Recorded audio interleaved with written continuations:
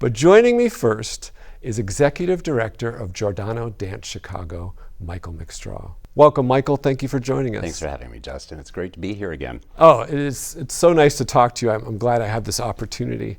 Now, this is a special year for Giordano. You bet. Yeah. You know, it's not usual that performing arts organizations, especially dance companies, concert dance companies, reach this milestone. But this is the 60th anniversary season for Giordano Dance Chicago. And it's an amazing, amazing milestone. So for some of our viewers who don't know, it's obviously an amazing achievement to be around that long. But what is some of the history behind the company? Oh my gosh, so we were formed in 1963 by dance pioneer Gus Giordano.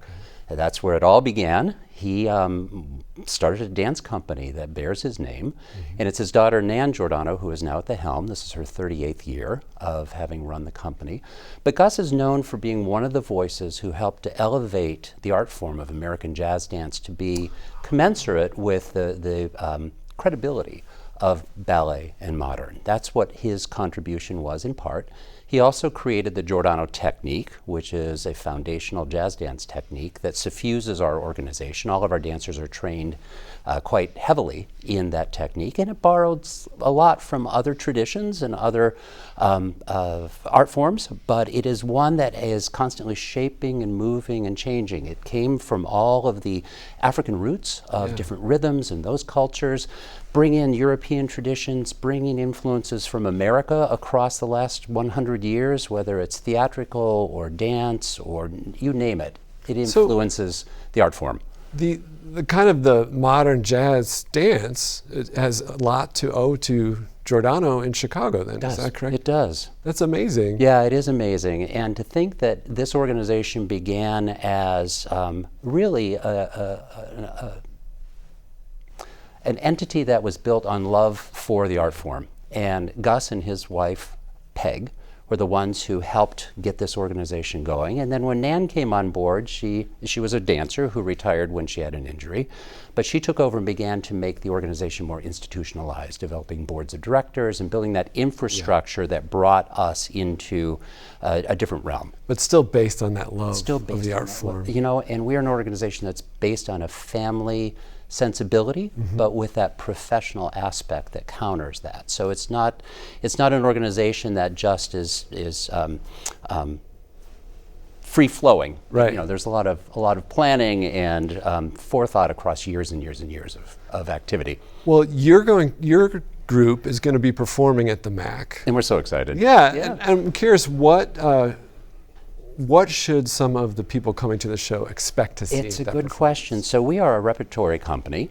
We have almost 180 works in our rep. And so every year when we begin planning, Nan and the rest of our artistic team look at works that already exist, but also the works that we're going to create anew.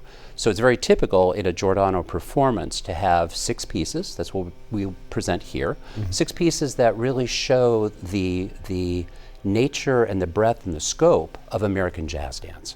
And so we start off this program in a tribute to Gus Giordano with a piece called G Moves, Giordano Moves. Yeah.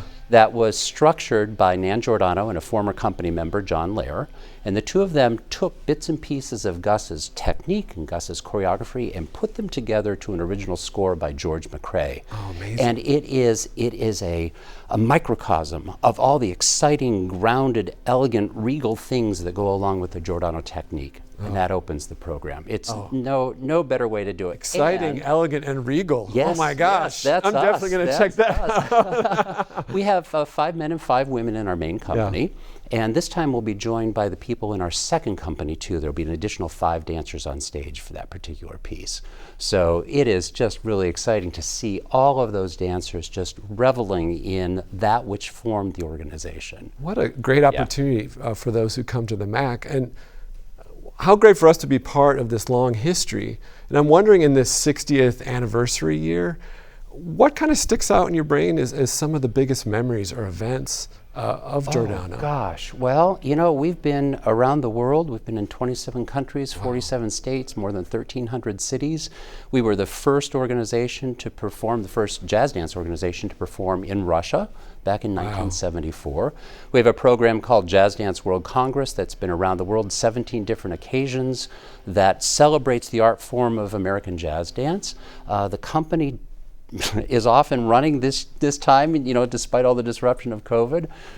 This week we're going to Memphis, and then we go back to Illinois, and then we're in Hawaii, and then on and on and on. So really this is the next step in a very full season, as you would want from an anniversary season. So we're very grateful to Diana Martinez for bringing us in. Michael, thank you so much for joining us. Thank you for having me. About this exciting season. Giordano Dance Chicago will be at the MAC on Saturday, October 15th. For tickets or more information, visit atthemac.org. You can also always visit our box office or call at 630-942-4000.